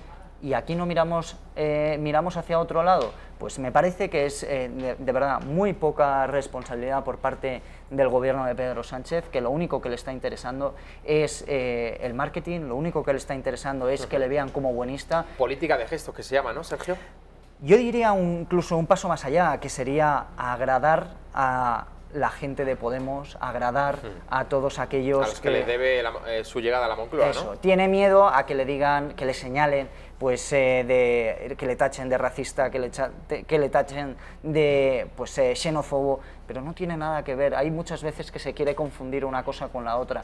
Tenemos en España millones de inmigrantes y no pasa absolutamente nada. Es decir, creo que España es uno de los países que más migración ha tenido de Latinoamérica, del resto de Europa y también de África, de Marruecos. Los lazos son estrechos con todos estos países y no solamente lo tomamos como algo que estamos orgullosos, sino como una ventaja respecto a los demás países. España es un país que recibe muy bien a la migración. Y querer mostrar otra cosa me parece que hace daño a la realidad y al resto de españoles, sinceramente. Bueno, Sergio, ayer me contaba Alfredo Perdiguero, portavoz policial, que el problema que se están encontrando en las calles, los policías, es que muchos de los inmigrantes, cuando huyen de los centros de internamiento, por ley tienen que, una vez que penetran en nuestro país, penetran de forma ilegal, a la fuerza, de forma violenta, y están en nuestro país de forma irregular, pues tienen que ser internados en esos centros. Una vez que muchos de ellos se escapan, lógicamente, pues prefieren quedarse en España y no ser repatriados a sus países de origen, que en las calles se están encontrando con muchísima respuesta violenta. Es decir, muchos de ellos eran militares en sus países de origen, cuando están desgraciadamente vendiendo en el top banta, porque lo están haciendo porque están dentro de unas mafias que son los que les han organizado el viaje. Me refiero sobre todo a los que vienen en patera, no tanto los que saltan la valla en Ceuta y Melilla, pero hablaba del problema social, el problema que ya se están encontrando en las calles y que esto es una realidad, que hay que afrontar, que está muy bien el discurso de aquí se puede acoger a todo el mundo. Recordarás en la etapa en la que José Luis Rodríguez Zapatero era presidente del gobierno, esa campaña de Jesús Caldera de papeles para todos. Ah, sí, hombre, claro, por supuesto. Bueno, papeles para todos, ¿no? papeles para todos, es que es inviable. ¿Qué Estado puede soportar el papeles para todos? Pues ninguno, obviamente. O sea, es que no, es que claro que queda muy bien decir que papeles para todos, abrir fronteras. Pero sí. Esto lo pagamos luego los ciudadanos con nuestros impuestos, ¿no? Exacto, es que tenemos, habría que recordarlo. es que España pues tiene un gran número de medidas sociales que pagamos absolutamente todos, y si queremos continuar con ese tipo de medidas sociales, desde jubilaciones, prestaciones en sanidad, prestaciones por desempleo, prestaciones de reinserción laboral, etcétera, son unos gastos muy grandes que hemos decidido todos que vamos a por ello, que creemos en ello para reinsertar a mucha gente que ha salido fuera del mercado, que lo necesita porque tiene un problema de salud, porque ya se ha jubilado y se merece disfrutar de esa jubilación en estos últimos años. Pues obviamente que estamos a favor de todo ello, pero rompiendo este tipo de marco que nos hemos puesto de juego para todos, vamos a prescindir de todo este tipo de situaciones que hemos trabajado para ello. Dicho eso, me parece que hay que replantearse todos los centros de internamiento. Desde luego que no tiene mucho sentido que una persona se quede, o un migrante se quede 45 días en un centro de internamiento de manera máxima allí, y después de ello se le pide que vuelva a su país de origen sin que nosotros digamos absolutamente nada. Claro que es normal que vaya directamente a redes de mafias por las cuales, como bien señalabas, ya ha trabajado de manera previa, al llevarlo a la zona de origen, por ejemplo, muchas veces ha pasado desde cualquier país africano en patera hasta a las costas españolas, y una vez ahí en el CIE vuelven a salir y trabajan ya directamente como manteros en otro tipo de actividades, pues que lo único que están haciendo es profundizar en el grave problema de las mafias que existen en España. Muchas veces tenemos ayuntamientos mal llamados del cambio que dicen que esta gente tiene derecho a trabajar.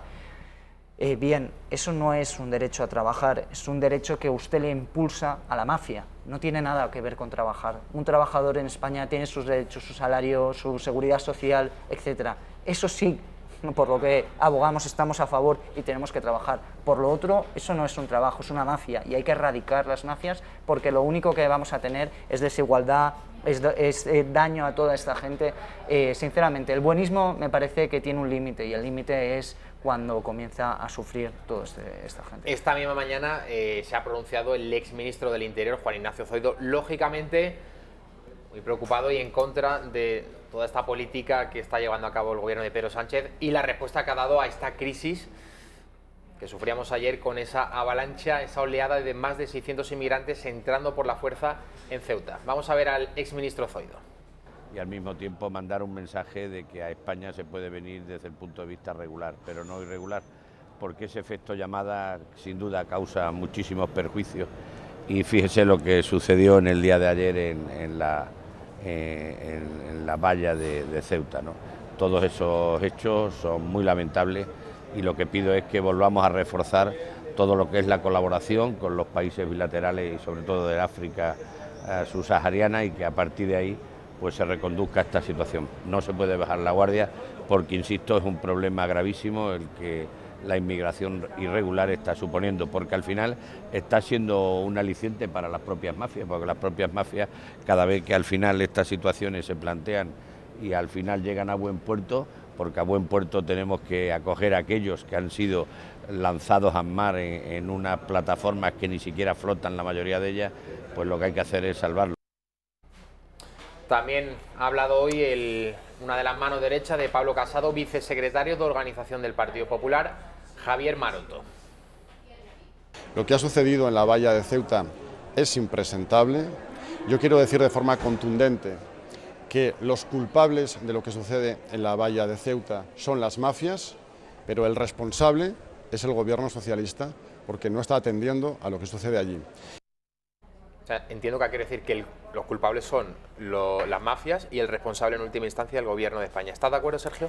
Pues sí que estoy de acuerdo, la verdad, porque se da un mensaje muy arriesgado cuando se dice adelante, que venga todo el mundo. O sea, el efecto llamada existe y eso no podemos negarlo. Parece ser que Pedro Sánchez prefiere ese efecto llamada y lo único que va a hacer es engordar cada vez más el problema.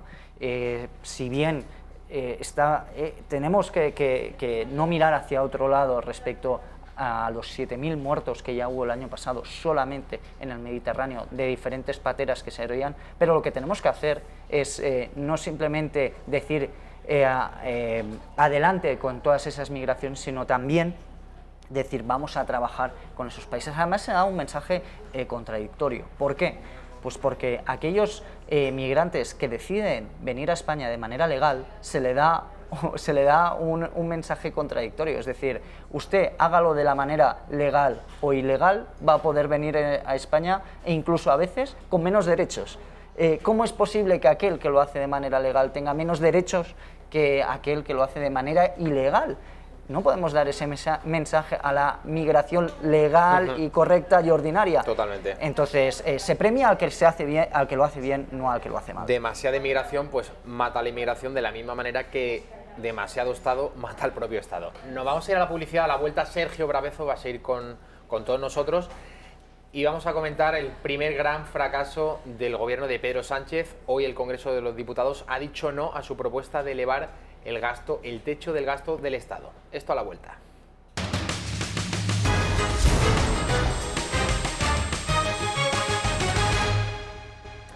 Primer varapalo del gobierno de Pedro Sánchez en el Congreso de los Diputados. Esta mañana la Cámara decía no. Tan solo el Partido Nacionalista Vasco ha apoyado la propuesta del Partido Socialista de elevar el techo de gasto del Estado un 4,4% hasta los 125.000 millones de euros. Supone la mayor subida desde el año 2014. Ha votado que no el Partido Popular, ha votado que no Ciudadanos, ahora nos lo va a explicar aquí Sergio Brabezo, y luego Podemos y el resto de partidos independentistas, tanto catalanes como vascos, pues ha votado que no, entendiendo que esta subida pues era muy leve. Habría que subir el techo de gasto del Estado pues mucho más. Esto es la vieja receta de la izquierda de que el dinero crece en los árboles, de que uno puede imprimir todo el dinero que uno quiera y, en fin, que el Estado tiene que ser mastodónico para estos señores que se dicen progresistas. Vamos a ver, lamentando, Sergio, a Adriana Lastra, portavoz del Partido Socialista, después de la votación. Este país tuviera 2.500 millones de euros más para pagar las pensiones, 2.534 millones de euros más para pagar la sanidad, la educación, las políticas activas de empleo. Y el Grupo Socialista y el Gobierno Socialista han cumplido con su obligación y han votado lo que en conciencia consideraban que tenían que hacer, que es precisamente flexibilizar la senda de déficit, lo pactado con Bruselas, para que esos recursos lleguen a la ciudadanía. Tendrán que ser otros, en este caso la derecha siempre ha hecho lo mismo, recorta desde el gobierno y ahora también quiere recortar desde la oposición, pero en este caso tendrán que ser el resto de grupos de la Cámara, los que se han abstenido hoy, los que han permitido que la senda no saliera, que esos 6.000 millones de euros no salieran, los que tengan que explicar a sus votantes y a sus conciudadanos por qué no han permitido que haya más recursos para la sanidad, para la educación y para las pensiones en este país. Bueno, Sergio Brabezo, ¿se siente usted aludido? ¿Usted quiere recortar derechos? A mí me encanta. Creo que tiene un problema el Partido Socialista porque todavía no sabe que las competencias de educación están transferidas a las comunidades autónomas. Desgraciadamente, también sanidad está transferido a las comunidades autónomas. Entonces mi pregunta es, ¿dónde realmente va este dinero? Porque si ha mentido en las competencias, ¿por qué ahora nos está diciendo que va destinado a estas dos áreas? Es decir, lo que quieren aumentar es el gasto sin decirnos para qué va a hacerlo. No son para políticas, yo siempre lo digo, esto no es para políticas sociales, sino para políticas faciales. Lo digo que por la cara lo quieren subir sin ningún tipo de propósito, de objetivo. Y eso es muy fácil desmontar a los populistas, en este caso a los socialistas, cuando se les pregunta concretamente, con rigor, siendo específicos, a qué quieren hacer. Y entonces ya comienzan a disolverse como un acicuarello en un café caliente, porque son incapaces de decirlo. Lo acabo de desmontar ahora en un segundo. Dicho eso, me parece que es evidente que no podemos subir el techo de gasto cuando tenemos una senda de déficit que tenemos que cumplir con la Unión Europea. Es verdad que hay mayor flexibilidad con la Unión Europea fue Pedro Sánchez a solicitarlo, pero no nos explica la siguiente fase de la solicitud, es que sí hay más flexibilidad a cambio de que nos aumenten los impuestos a todos los españoles. Hombre, sinceramente, ¿es lo mejor que necesita España? ¿Qué retorno tiene esto para los españoles? Es decir, aumentamos impuestos e inmediatamente se aumenta los servicios y la calidad de los españoles. Yo creo que no, porque lo único que estamos viendo es que cuando se aumenta los impuestos a los españoles, luego tenemos otro tipo de políticas, que es de más gasto que no entendemos, de más amigos y más estructuras que tampoco comprendemos. Bien. Es que ni siquiera es el gasto social que tanto pregonan, es que luego eso no lo perciben los españoles, los ciudadanos. Es absolutamente falso. Te pegan un hachazo en la nómina todos los meses, suben los impuestos y luego resulta que te enteras que han creado el observatorio para el estudio de las tortugas de las Islas Fiji. Y con ese ejemplo, pues 40.000 más. Ideología de género a expuertas. En fin, en cualquier cosa que realmente no vaya a ir en detrimento del bien común de todos los españoles, sí, pues en eso sí que va el dinero y el gasto del Estado que tanto le gusta a la izquierda. Por cierto, Sergio, además, lo has comentado anteriormente, hablan del gasto, pero luego no saben decir específicamente en qué lo van a gastar. Sí, es que a mí me hace mucha gracia cuando dicen, es que las jubilaciones van a aumentar. Bueno, es que no se han comprometido a cuánto. De usted cifras, claro. No se aporta nada, ¿verdad? No se ha aportado absolutamente nada. Usted lo que quiere es que le firmemos un cheque en blanco. Eso y a es. partir de ahí usted decidirá en qué lo quiere gastar. Pues, señores del Partido Socialista, no. O sea, no se pueden hacer así las cosas. Por cierto, creo recordar, corrígeme si no es así, pero creo recordar que el PNV ha sido el único partido que... Es que recuerdo una de las noticias creo que fue la semana pasada, que decía lo siguiente: el PNV votará a favor de subir del techo de gasto siempre y cuando se reduzcan los impuestos en el País Vasco. Hombre, señores del Partido Socialista, esa es la igualdad por la cual abogan los socialistas, es decir, por una desigualdad. Primero la región de Cataluña va por un lado, Andalucía por otro, País Vasco por otro. ¿De verdad esa es la igualdad entre todos los españoles? Sinceramente. Yo creo que este no es el café para todos que nos prometieron hace 40 años. No, que va. Estamos viendo además cómo la izquierda ha mutado, la izquierda que se supone que era internacionalista, que buscaba la igualdad, estamos viendo cómo pacta con los nacionalistas de todo pelaje, y lo que está favoreciendo ese tipo de pactos, que lo llevamos viendo prácticamente desde el principio de nuestra democracia, es que haya desigualdad entre comunidades autónomas, que se favorezca, por ejemplo, en el País Vasco. Si esto hubiera salido adelante, el PNV habría logrado que el gobierno del Partido Socialista bajase los impuestos en esa comunidad. Así es, así es. Y para mí uno de los paradigmas que me gusta siempre tenerlo como referencia es Andalucía, donde siempre se habla que aumenta el gasto, siempre se habla de aumento de impuestos, siempre se habla de mejor sanidad y educación, pero caramba, cuando uno se va a dar cuenta de lo que está haciendo en educación, pues todavía seguimos teniendo alumnos en barracones en Andalucía. Es decir, se critica muchísimo la educación en Madrid, por cierto, la mejor en toda España según los informes PISA. Cuando vamos a ver en comparación a lo que está haciendo en Andalucía, pues seguimos teniendo alumnos en barracones por más casi de 30 años sin solucionar este problema. Sinceramente, siempre donde va el Partido Socialista, no es por nada, pero es que aumenta el paro, bajan las prestaciones sociales efectivas y baja también la calidad de vida de los españoles en esa zona. Por lo tanto, Lo de hoy ha sido una demostración de la debilidad del gobierno de Pedro Sánchez. 84 diputados, es un gobierno raquítico, es el gobierno con menor apoyo de la historia de nuestra democracia, y prueba de ello son las palabras de Pablo Casado, el nuevo presidente del Partido Popular. Esto es lo que ha dicho esta mañana después de que el Congreso tumbase la proposición, como venimos contando, de elevar el techo de gasto del Estado. Bueno, yo lo que creo es que una cosa es ganar una moción de censura en contra de un partido que te ha sacado 50 escaños, y otra muy distinta es intentar gobernar. Y hoy lo que se ha visto es que con solo 88 votos, con solo una alianza con un partido, es muy difícil dar estabilidad a España, y en un tema tan relevante y con tanta dimensión internacional como es la aprobación de la senda de déficit y el techo de gasto. Por tanto, creo que el Partido Socialista tiene que dar explicaciones y hacer una reflexión de hasta qué punto va a someter a los españoles a una inestabilidad con repercusiones en la economía y en la creación de empleo, como acabamos de ver ahora mismo. Bueno, pues el presidente de Ciudadanos, que también conoce Sergio Bravezo, también se ha pronunciado, incluso ha pedido adelanto electoral. Bueno, yo creo que a ojos de todos los españoles este es un gobierno frágil, débil y sobre todo un gobierno sin votos, nadie les ha escogido en las urnas, un gobierno sin mayoría, lo hemos visto hoy, son incapaces de sacar ni siquiera el techo de gasto, un gobierno sin proyecto, sin futuro y un gobierno que es incapaz de reconocer que tiene que convocar elecciones, que es la única salida que en este momento España necesita. Escoger un gobierno en las urnas, tener un gobierno fuerte, que no dependa de los separatistas, de los populistas y que tengamos un gobierno constitucionalista. Ese es el futuro de España, por ahí pasa. Sergio, ¿tú crees que va a haber adelanto electoral en otoño? Pues déjame decirle que me parece que sí, pero básicamente porque tiene la sentencia de los ERE que puede hacer tumbar al Partido Socialista en Andalucía y por lo tanto van a querer, no porque realmente sea compromiso de Pedro Sánchez. No, Pedro Sánchez su compromiso fue convocar elecciones y se agarra la Moncloa a la... Sí, hombre, por supuesto.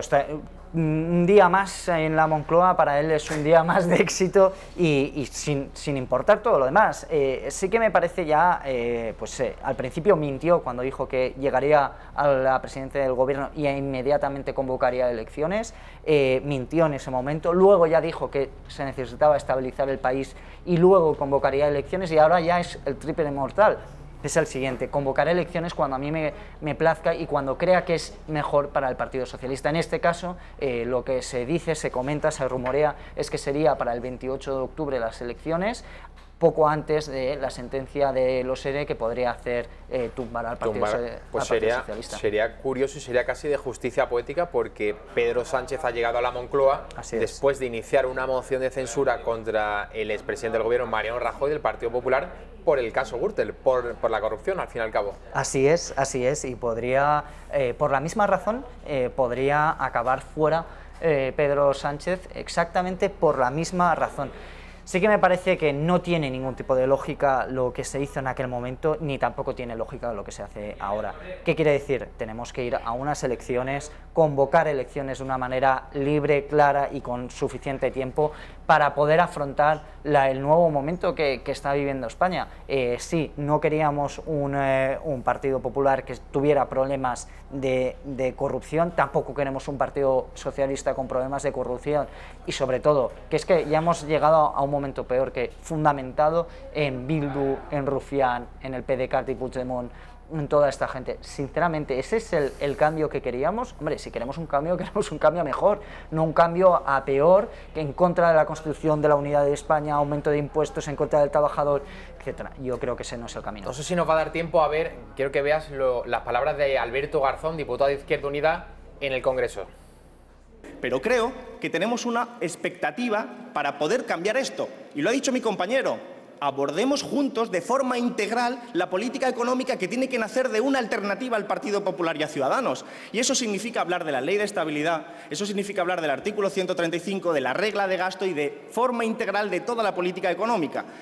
De esa manera seremos capaces, el conjunto de la Cámara, o por lo menos la mayoría de esta Cámara, porque hay números suficientes, de sacar adelante políticas que merezcan la pena.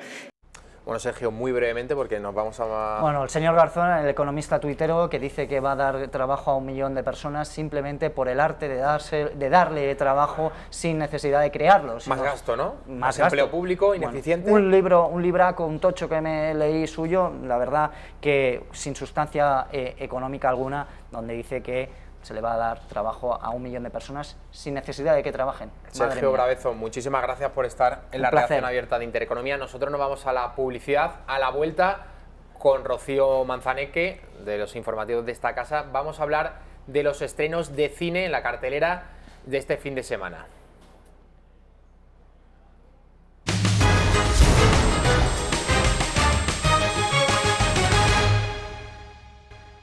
Seguimos en la redacción abierta, ahora en la sección de cine con Rocío Manzaneque. Rocío, ¿qué tal? Bienvenida. Buenas tardes. ¿Qué tal? Pues bien, aquí estamos, Javi.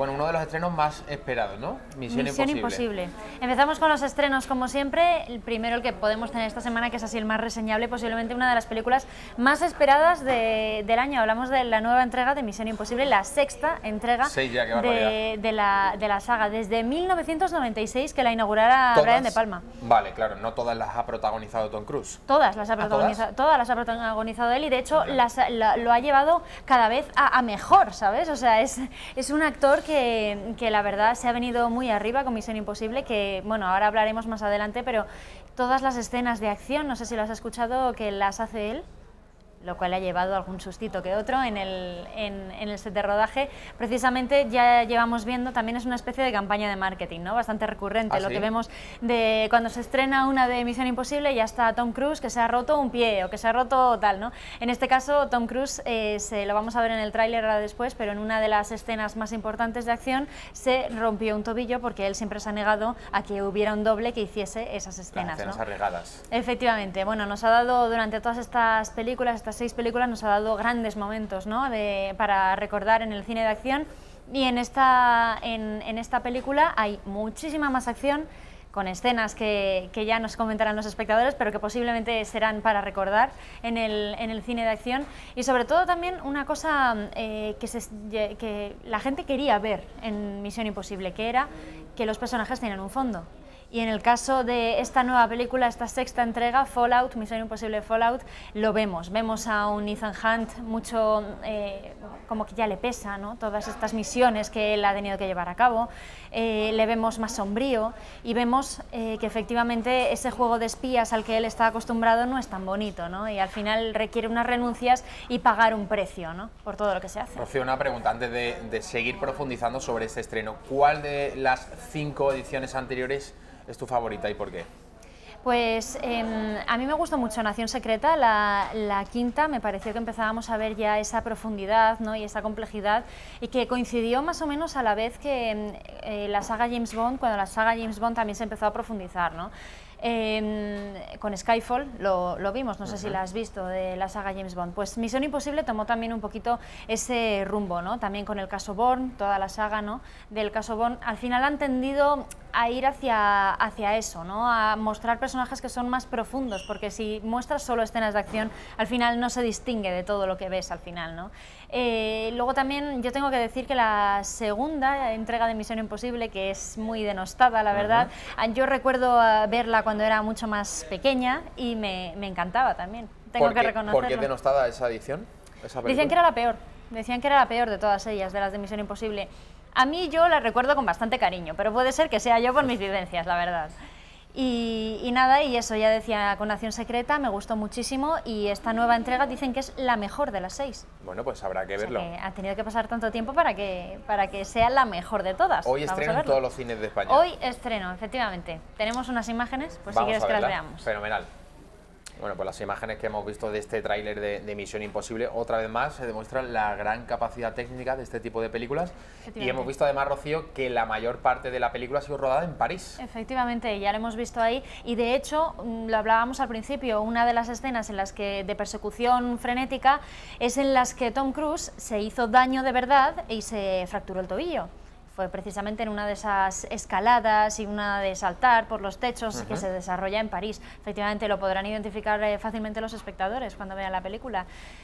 Se ha rodado en París, y decíamos antes, ¿parece que se ha rodado en Madrid? No, se ha rodado en París, se ve bastante claro. Bastante claro. Pregunta que te voy a hacer sobre Tom Cruise, Rocío. No sé si es uno de tus actores fetiche, uno de tus actores favoritos. No especialmente. Nunca ha tenido un Oscar, ¿no? Nunca le han dado un Oscar a Tom Cruise. Yo lo haré este fin de semana. Efectivamente, y tiene bastante que ver con Misión Imposible, pero esta vez vamos a cambiar a hablar de cine de animación, porque bueno, no es este fin de semana, sino es el fin de semana de la semana que viene. Lo que pasa que ya, bueno, entre las vacaciones y tal, ya tenemos que presentar todos los estrenos que vienen así próximamente, ¿no? Recuerden, es el fin de semana de la semana que viene, Los Increíbles 2. Por eso decía que se parece mucho a Misión Imposible, ¿no? Lo que pasa que en este caso, cine de animación, en el que volvemos a ver a nuestra familia favorita, 14 años, creo recordar, lo tengo por aquí apuntado, 14 años después de que se estrenara la primera, Los Increíbles, que fue como pues una gran novedad, ¿no? En el cine de animación, que a todo el mundo nos encantó, y que ha tardado tanto tiempo en estrenarse esta segunda parte. Y recuerdo un poco al caso de Mamma Mía, del que hablábamos la semana pasada con Rafa. Parece como que ha tardado mucho en producirse esta secuela y que uno pensaría que las segundas partes nunca fueron buenas, ¿no? Que eso es lo que dice el dicho, pero si se hacen bien, si se hacen con cariño, si se espera el tiempo que sea suficiente, necesario para sacarlas adelante, es cuando realmente funciona y cuando el dicho no se cumple, ¿no? Sucede con Mamma Mía, que luego hablaremos más adelante de la recaudación que ha tenido, que está teniendo, que está arrasando, número 1 en taquilla. Y sucede con Los Increíbles 2, ¿no? Volvemos otra vez a esta familia de superhéroes. La madre se ha ido a trabajar de superheroína y el padre se ha quedado en casa, que también es él un superhéroe por estar cuidando también a los hijos en casa y todo, pues como sucede con las madres, ¿no? Al revés. Y esto es lo que quiere mostrar un poco la película, ¿no? Que los superhéroes están en todos los ámbitos de la sociedad y sobre todo ser un superhéroe es ser una persona capaz de unir una familia y de sacarla adelante, ¿no? Eso es lo que pretende la película. Tú eres, Rocío, muy aficionada a este tipo de cine, el de los superhéroes. Sí, al cine de los superhéroes. Esto es un poco diferente, porque esto es un cine familiar, esto es un cine para llevar a los niños, a pesar de que no es una película para niños, porque se ha criticado mucho que se hayan metido algunas palabrotas dentro de palabras fuertes dentro de la película, con lo cual no parece que sea para niños exclusivamente, a pesar de que sí que está dirigida para todos los públicos, pero se recomienda que los padres vayan con los niños, ¿no? Es una película familiar. A mí me gusta mucho, como has dicho, el cine de superhéroes, me gusta el cine de Marvel. No lo encajarías en esa etiqueta de friki, ¿a que no? No, pero bueno, pero lo de ser friki ahora está muy de moda. ¿Ah, sí? Claro, está el orgullo friki, tenemos hasta un día, mira, ya me incluyo, estoy en televisión incluyéndome. ¿Por qué le llamen a uno friki? Suena al agua entonces. Bueno, depende cómo se diga. ¿Y en el mundo del cine ser un friki equivale a tener grandes conocimientos sobre la materia? A tener grandes conocimientos sobre la materia. Es que depende cómo lo digas. Si tú dices, soy un friki... No le he preguntado despectivamente, he dicho lo de friki, digo, las películas de superhéroes. Tú dices que no son solo para niños, sino todo lo contrario, son para adultos también. Claro, efectivamente. Cuando tú eres muy aficionado a una cosa, en el cine, por ejemplo, sabes muchísimo, pues si dices, yo me considero un friki del cine, pues entonces a ti mismo pues te lo estás considerando como un autohalago, una cosa así, ¿no? O sea, que alguien te diga, joder, qué friki del cine eres, pero en el buen sentido, ¿no? La palabra friki como insulto ya cada vez ha quedado más apartada, la verdad, ya se ha normalizado mucho, de hecho hay un día, no me parece, no sé qué día es, pero el Día del Orgullo Friki, ¿sabes? Que existe, ¿no? Tenía conocimiento de la existencia del mismo. Hombre, un friki normalmente es alguien a quien le gusta mucho Star Wars, que le gustan mucho las películas de superhéroes, El Señor de los Anillos, no sé qué me estás diciendo con esto. Nada. Así que nada, bueno, pues eso es ser un friki en el mundo actual. Estupendo. Vemos el Venga, tráiler. vamos a verlo. A ver si me convencen.